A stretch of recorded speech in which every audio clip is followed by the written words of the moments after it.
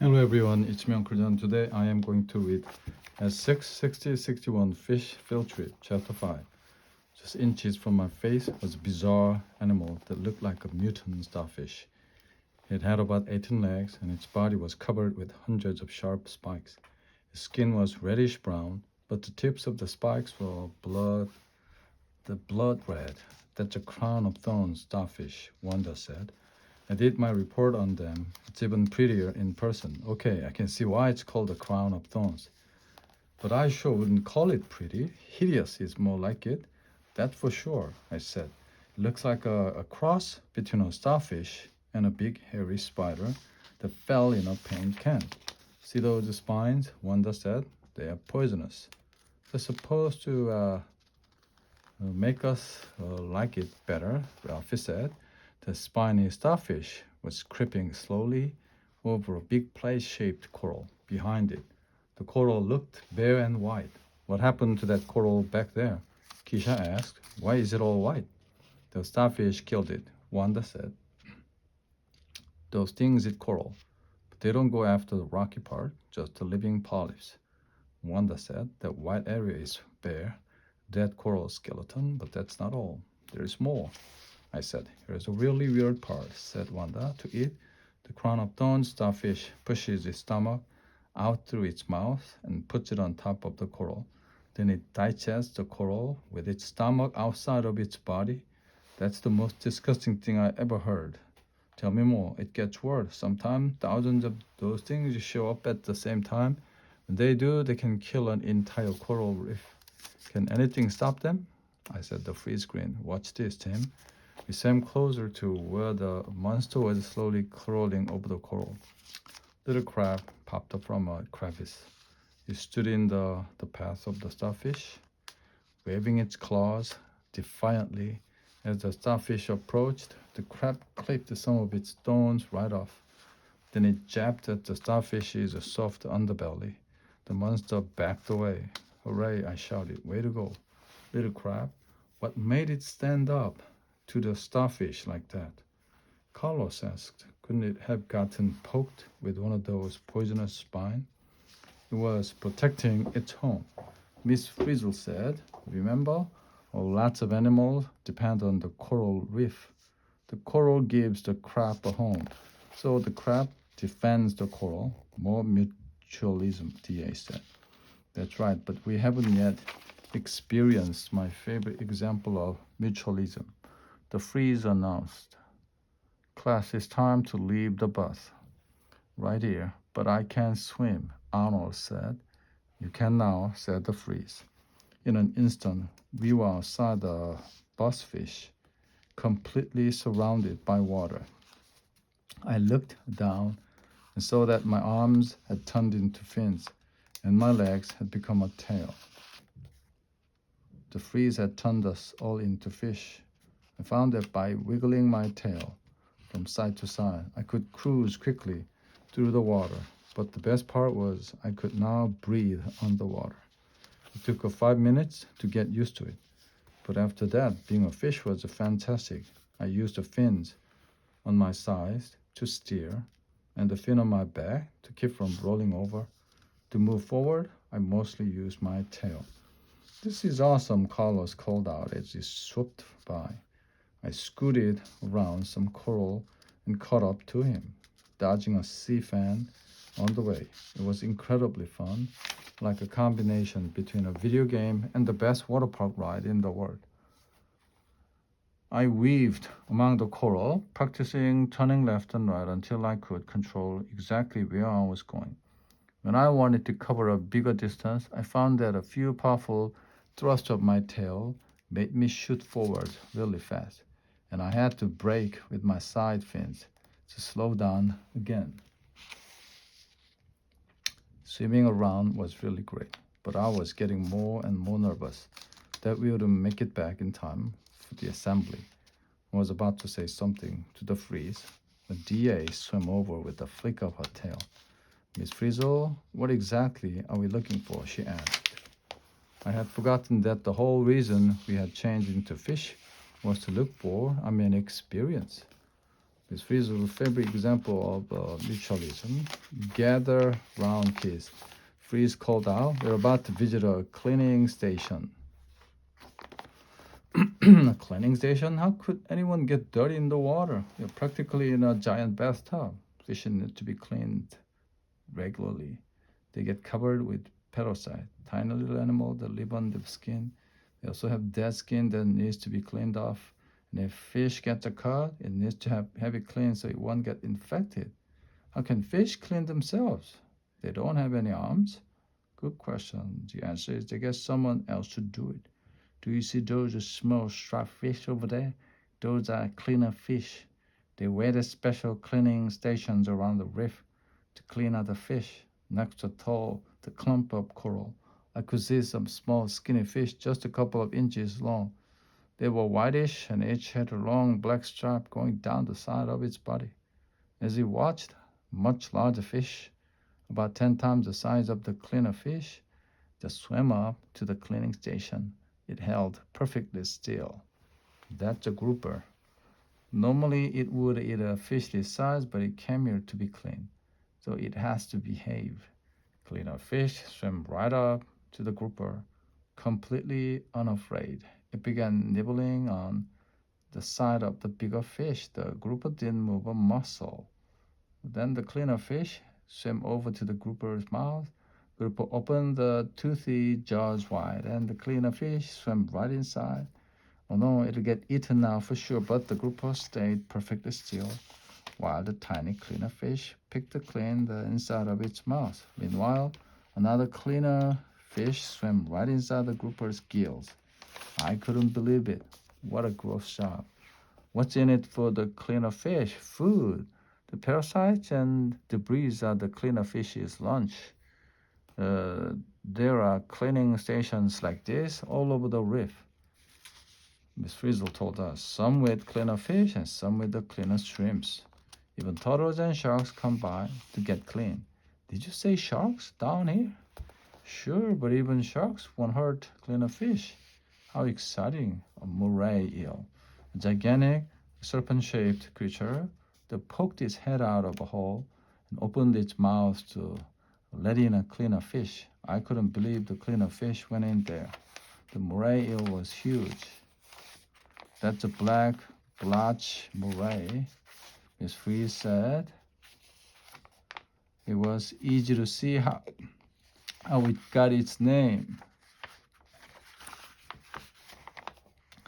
It was easy to see. The eel's whole body was covered with black spots. Look at those fine teeth. Freeze, waving a fin at its sharp, pointed fangs, won't bother you if you don't bother it, but don't get too close. Cleaner fish went so far into the moray's mouth that we couldn't see it anymore. I started to get nervous, but then the fish swam out again. Moray eel pulled itself back into its lair.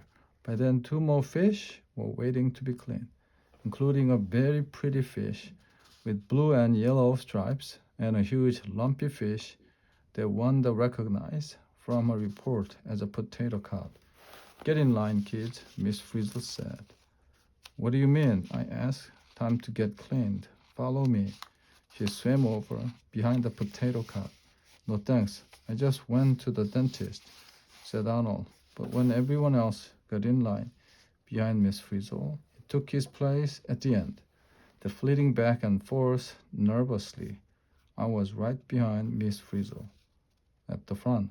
When she opened the mouth, I did too. Before I knew it, a little cleaner fish had swum inside. I tried to hold perfectly still. I could feel it nibbling away at my teeth, while another cleaner fish picked at my scale. It didn't hurt a bit, it just tickled.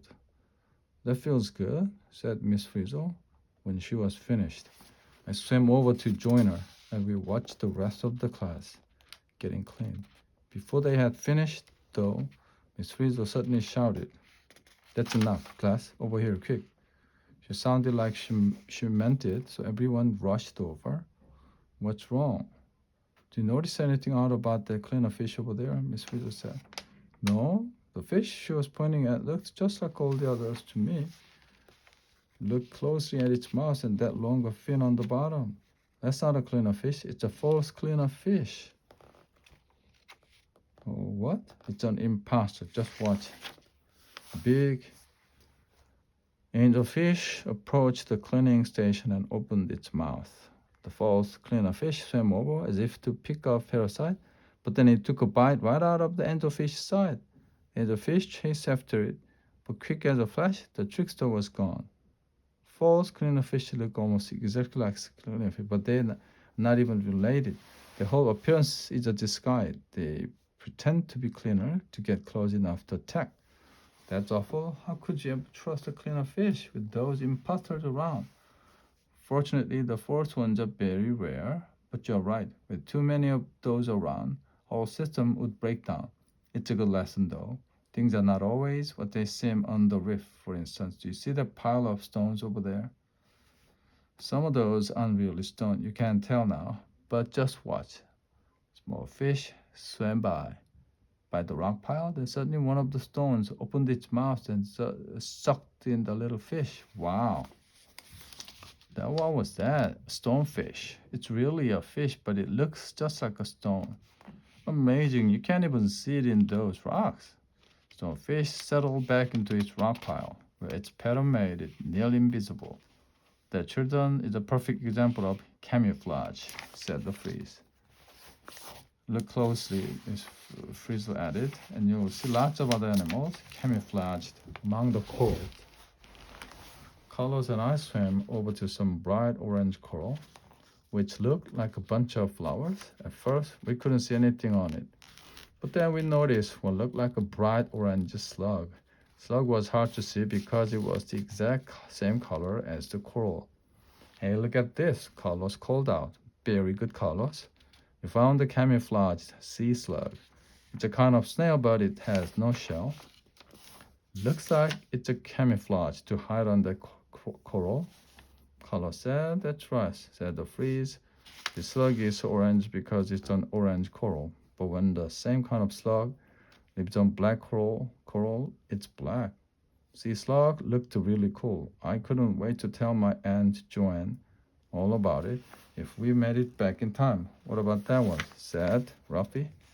What kind of coral does that sea slug live on? He was pointing at a slug that looked very different. This one wasn't camouflaged at all. In fact, was so brightly colored that it stood out like a neon sign. The bold white and dark blue patches covered its body, which was ringed with bright orange. The slug even had bright orange antennae sticking out of its head.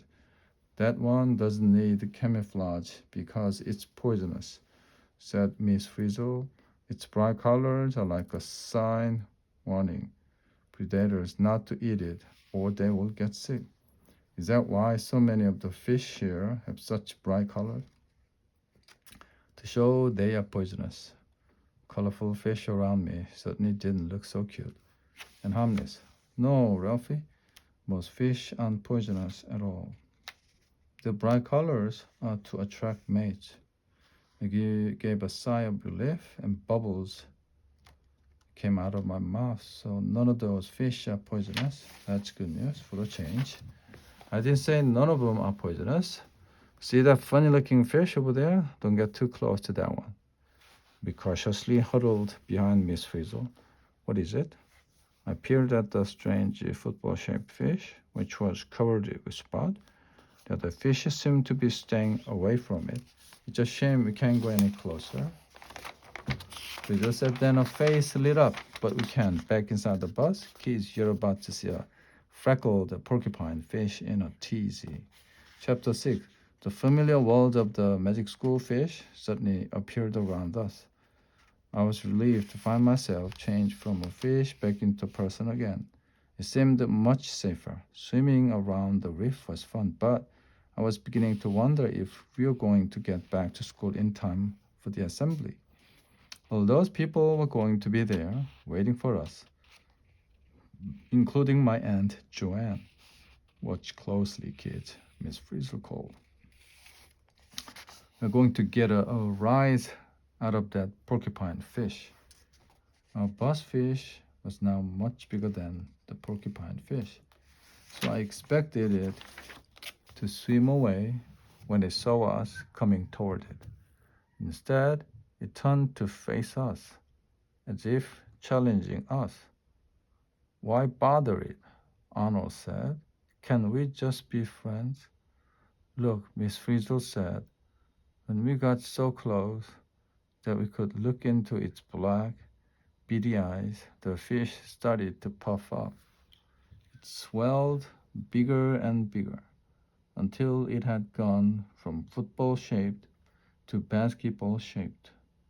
Even weirder, its whole body was now covered with sharp spines.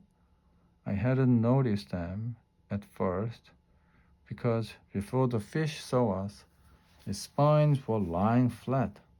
But when we came closer, it stuck its spine straight out. Wow, I said, pulling out my notebook. I have to draw that for our book. I sketched it quickly, once puffed and once unpuffed. Now that we were back in the bus again, everyone started drawing pictures of what we had seen. Freeze was right. Our new book is going to be even better than our old one, Carlos said. I kept drawing pictures as we moved through the reef, but something was nagging at me. I knew I was still missing one key picture, but I couldn't remember what it looked like. Hey, where are all the fish going? I looked up from my notebook and saw that he was right. All the fish were getting out of there fast. One of the last to leave was a pretty blue and yellow striped angelfish. Just as it darted out from between two branching pieces of coral, a huge net swept down and scooped it up. Look out, Phoebe screamed. Before Miss Frizzle could react, the net came swooping down again. This time it was coming right for us. The end.